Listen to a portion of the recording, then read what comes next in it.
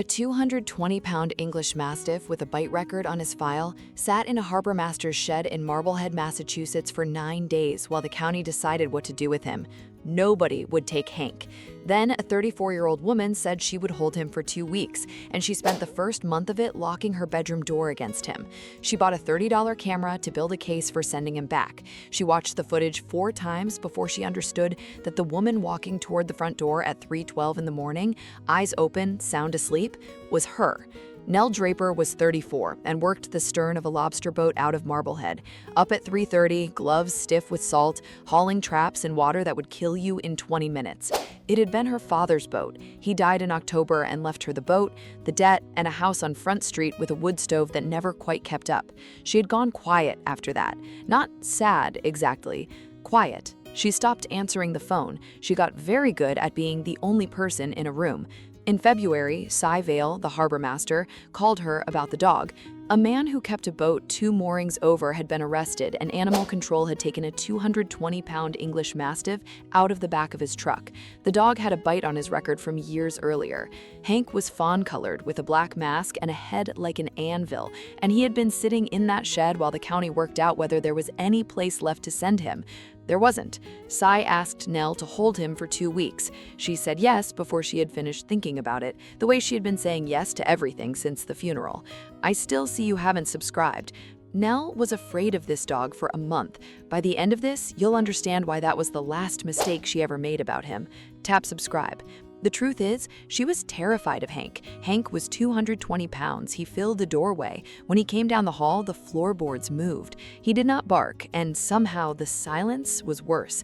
She fed Hank with the leash still clipped to the newel post. She ate her dinner standing at the counter with her back to the wall. And every night for 4 weeks, Nell Draper went into her bedroom, shut the door, and turned the little brass lock, and lay in the dark, listening to 220 pounds of dog breathing on the other side of it. Her friend Tess told her to call the county. Her father's old sternman told her a dog like that turns on you in a year.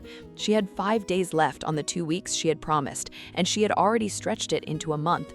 The camera was not sentimental. Nell bought a $30 camera from the hardware store on Atlantic Avenue and set it on the bookcase pointed down the hall at her bedroom door, because Cyan asked her, gently, whether Hank was showing any signs at all, and she wanted a record. She wanted to hand it to somebody and say, "Look, I tried, he has to go back."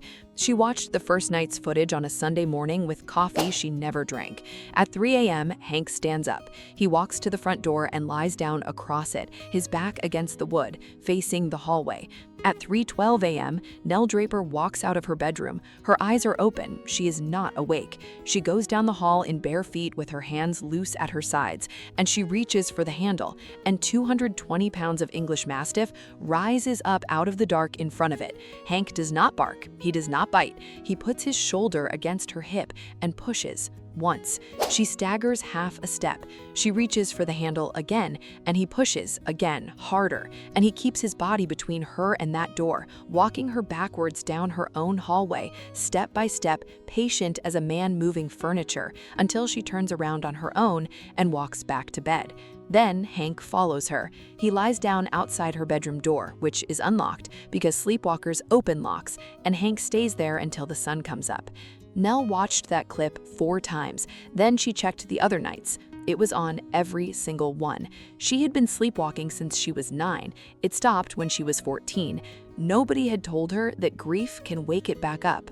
Nobody had told her that for the last 4 months, most nights, she had been getting out of bed and going for the door. And every night, the dog she was locking out had been standing in front of it.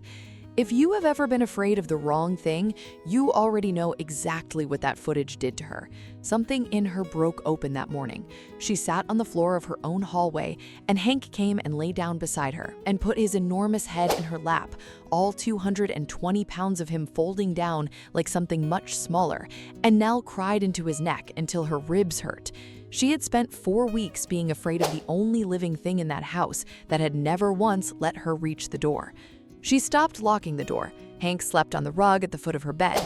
She learned that Hank was afraid of the toaster, that he stole a single boot every morning and hid it under the porch, and that when she came home smelling of bait, he sneezed 3 times, always exactly 3, like an opinion. The storm came in the second week of March, a nor'easter that took the power out from Salem to Gloucester and drove sleet sideways off the water.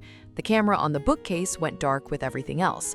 Nell went to bed before 9. The back door had swollen in the cold and did not latch. At 3:12 a.m., she walked out of it in a t-shirt and bare feet into 26 degrees, and she walked north up Front Street, and she kept walking, and Hank went with her. She was headed for Fort Sewell. Past the last house, there is a granite seawall, and past the seawall, there is a 40-foot drop onto rocks the ocean was climbing that night. She got within 20 feet of it. Bernie Ott, 71, cannot sleep in a storm, and he was out on his porch watching the harbor. There is doorbell footage of the last part of it. The footage is 40 seconds long, and it is the reason Nell Draper is alive. It shows a woman in a white t-shirt walking toward the seawall in a sleet. It shows a 220-pound mastiff cut in front of her, turn and set himself broadside across her path. She walks into him. She tries to go around him. He moves with her. He shoulders her back a step, and then another, and then Hank takes the hem of her shirt in his teeth and walks her a quarter-mile back down Front Street in the dark, and she never wakes up once. She woke on her own porch at 4:40 a.m. with no memory of any of it. Her feet white, Hank pressed against her legs, shaking so hard his collar rattled. The same 220-pound mastiff that a county wanted to destroy, the same dog with a bite on his file and nowhere left to go, the same dog she had locked a bedroom door against for 4 weeks, every night while he lay on the other side of it, keeping her alive. Hank had never once been the danger in that house. At the sleep clinic in Salem, they gave it a name: adult onset parasomnia, triggered by grief and 4 months of 3 a.m.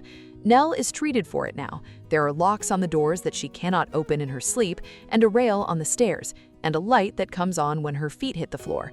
There is also, on the kitchen table in a house on Front Street, a piece of paper she signed 6 weeks after Hank arrived, requesting that he be returned to the county. She never mailed it. She keeps it where she can see it. Hank is 7 now. Hank still steals 1 boot every morning. He still sneezes 3 times when she comes home smelling of bait. He still sleeps at the foot of her bed. And he still gets up at 3 in the morning, walks to the front door, lies down across it, and waits, because as far as Hank is concerned, that is the job. Cy Vale says he has never once, in 30 years on that harbor, been so wrong about an animal. We look at a big dog and we decide what he is. We look at the bite on the file and never once ask what he was standing in front of. Sometimes the thing you are locking out of the room is the only reason you wake up in it. So tell me, did Nell rescue Hank, or was Hank the only one in that house who was never asleep? Drop your answer in the comments. And if a dog everybody warned you about ever turned out to be the best thing in your life, say his name below.